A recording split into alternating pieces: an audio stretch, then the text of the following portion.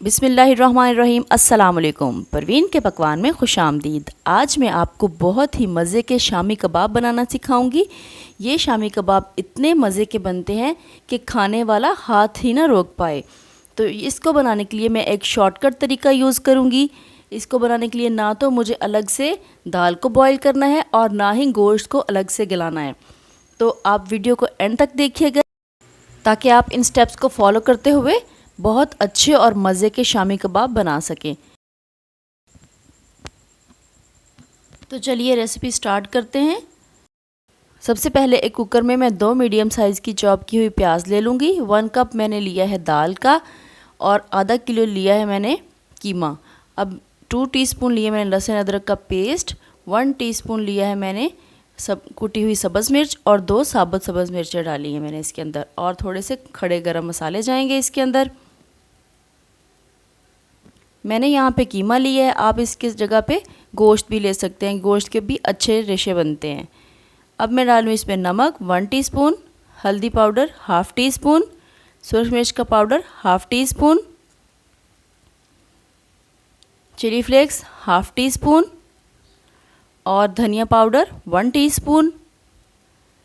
इसके अलावा जाएगी इसमें काली मिर्च का पाउडर 1/2 टीस्पून और गरम मसाला पाउडर वो भी 1/2 टीस्पून। अब इन सारे मसालों को अच्छी तरह मिक्स करके इनमें 2 ग्लास पानी डाल देना है और 2 ग्लास पानी डालने के बाद इसको ढक्कन लगा के 20 मिनट के लिए प्रेशर लगा देना है। 20 मिनट के बाद हम इसको खोलेंगे। हमारा कीमा और दाल अच्छी तरह से गल चुकी है और पानी भी खुश्क हो गया है। थोड़ा सा पानी अभी नीचे बाकी है, इसको भी मैं कुकर में इसी तरह से खुश्क कर लूँगी और इसमें जो सब्ज़ मिर्चें और जो मसाले डाले थे खड़े गरम मसाले उनको निकाल दूँगी।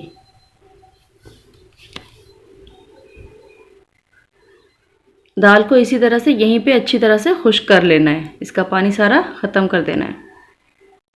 अब मैं इसको एक चॉपर में डाल दूँगी चॉप करने के लिए। अगर आपके पास चॉपर नहीं है तो आप इसको जो घर में आम कूंडी डंडा यूज़ करते हैं उसमें भी इसको कूट सकते हैं। इसके अलावा इसमें मैं डाल रही हूँ थोड़ा सा सब्ज़ धनिया और थोड़ा सा चाट मसाला डाल रही हूँ, इससे इसका टेस्ट अच्छा हो जाता है। और इसके बाद मैं इसको चॉप करूँगी। चॉप करने के लिए इसको मुसलसल नहीं चलाना, बस थोड़ी देर चलाया बंद कर दिया, चलाया बंद कर दिया, इसी तरह से मैं इसको चलाऊंगी क्योंकि हमें इसका ये बहुत स्मूथ सा पेस्ट नहीं चाहिए, ये हमें दरदरा सा चाहिए, जैसे कूटा हुआ होता है ना, इस तरह से हमें चाहिए, ये पिसा हुआ नहीं चाहिए हमें। इस तरह से चलाऊंगी और फ़ौरन से इसको बंद कर दूंगी। ये रेडी हो गया है। 4 से 5 दफ़ा इसी तरह से हम करेंगे, चंद सेकंड्स के लिए इसको चलाएंगे तो ये रेडी हो जाएगा। अब इसको एक बॉल में निकाल लेती हूँ मैं। इस पॉइंट पे आप इसमें एक अंडा भी शामिल कर सकते हैं, लेकिन मैं इसमें अंडा नहीं डाल रही हूँ। अब मैं इसकी टिक्कियाँ बना लूँगी। टिक्कियाँ बनाने के लिए इसको मैंने हाथों को ग्रेस कर लिया ऑयल से और अब इस तरह से थोड़ा थोड़ा सा लेते हुए इस तरह से इसकी टिक्कियाँ बना लूँगी। टिक्कियाँ मैं बहुत मोटी और बहुत चौड़ी बड़ी नहीं बना रही हूँ, बस नॉर्मल साइज़ की बना रही हूँ।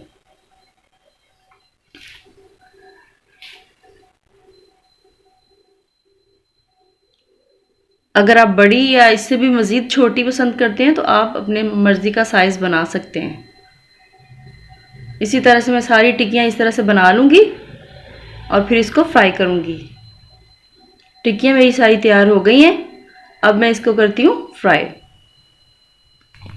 तो मैंने एक बॉल में 2 अंडे ले लिए, इनको अच्छी तरह से फेंट लूँगी। अब इसमें इस तरह से डिप करते जाऊँगी और इनको फ्राई कर लूँगी। दूसरी साइड पे मैंने पैन में ऑयल गर्म होने के लिए रख दिया है और इस तरह से इसको डिप करूँगी। आप इसको अंडा लगाने के बाद ब्रेड क्रम्स लगा के भी फ्राई कर सकते हैं, लेकिन मैं ब्रेड क्रम्स नहीं लगा रही, मैं सिर्फ अंडा लगा रही हूँ।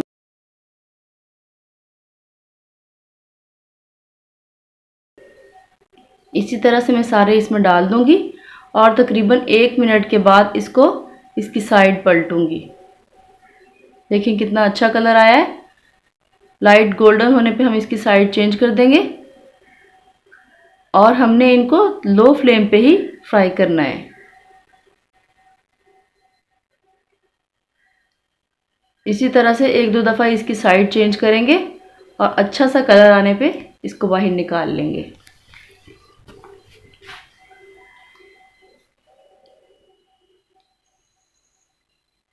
हमारे शामी कबाब दोनों तरफ से फ्राई हो चुके हैं और अब इनको मैं निकाल लेती हूँ।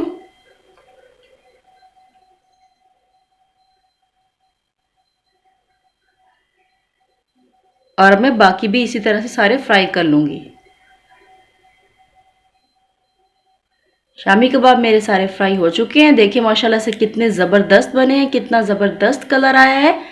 वीडियो अच्छी लगी हो तो लाइक कर दें और अभी तक अगर आपने मेरे चैनल को सब्सक्राइब नहीं किया तो चैनल को सब्सक्राइब कर लें और बेल आइकन को प्रेस कर लें ताकि मेरी आने वाली तमाम वीडियोस आप तक पहुंचती रहें।